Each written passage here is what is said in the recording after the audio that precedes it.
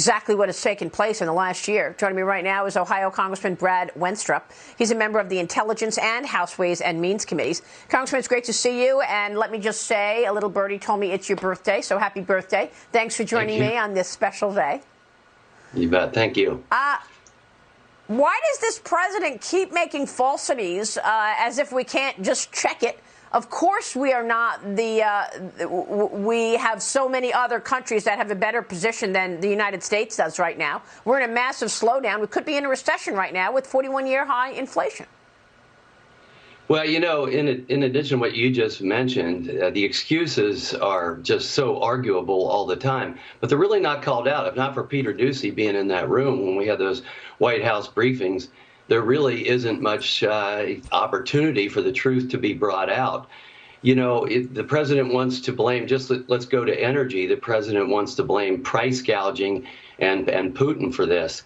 You know, that in and of itself is false. And if you think about what happened in Ukraine, it is fair to ask why it happened under the Biden administration, because we gave them every opportunity to feel that this is something that they could do. It didn't happen under Trump, but it did happen under Obama and Biden, and it happened under Biden. We gave them every opportunity to say, we're not going to do anything, so go ahead. And when it comes to our energy again, too, you know, Mr. President, until Air Force One flies on solar power alone, you got to recognize that we need fossil fuels for this country and for this world to operate. And you've done everything to shut that down. You shut down the Keystone Pipeline. You open things up for Russia.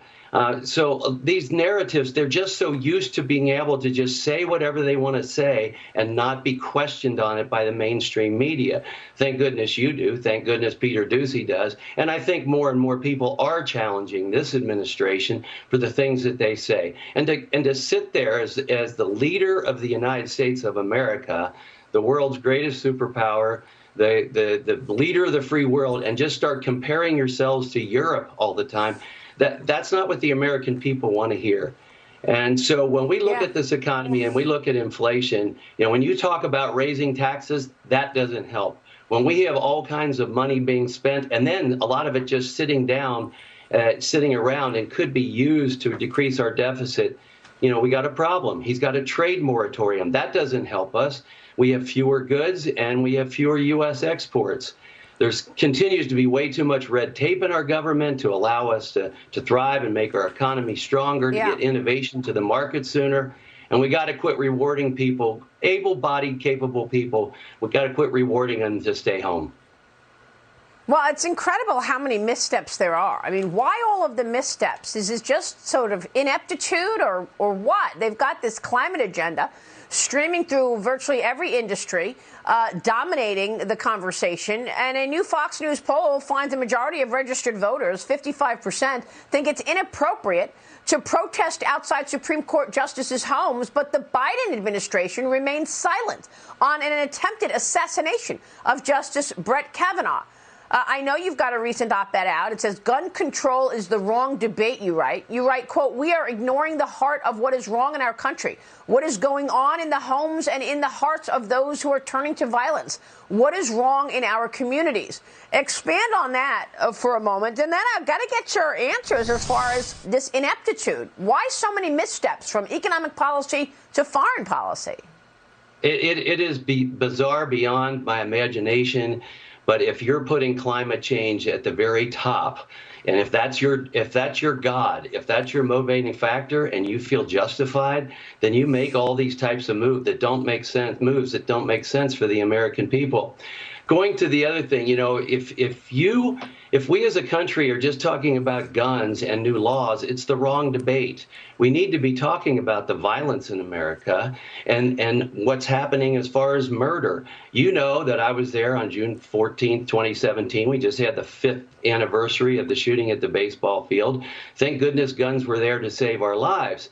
But if you're only talking about guns and laws, it's intellectually very lazy, because criminals don't obey laws.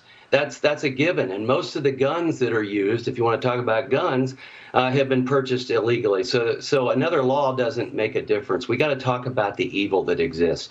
Is it the violent action that you're against, or just the object? And to me, It's common sense as a physician, and you always hear about common sense gun laws. It's common sense to me that we as a nation need to look at the events in someone's life that leads to these thoughts and feelings that then lead to the behavior that thinks it's okay to go out and kill innocent children. And if we don't address those things, we don't address what motivates someone, and we don't address what might deter someone, we have a problem. I mean, in my own district, Maria, it wasn't up to the community, but the ACLU came in with the left and went to the courts, and they had to take down "Thou shalt not kill" from in front of their schools. You know, we talk about getting rid of law and order and defunding police, and you see an increase in crime. There's, you know, is it an absence of God, absence of the family structure? Is it an absence of personal responsibility? All of these things, morals, values, and virtues, where are they, and what has happened in our society, including our mental health institutions, where we had some abuses years ago and we just put everyone out on the street, and we've got to relook at that. Yeah. Yeah, it's really an important op-ed that you wrote. Thanks very much for raising the softball game. We're going to talk with Congressman Steve Scalise later on in the show, who, of course, was injured very, very badly. But he, too, thanks God that there were guns to stop the madman shooting that day. Congressman, it's good to see you. Thanks very much for being here this morning. You bet. Thank you. All right, Brad Wenstrup.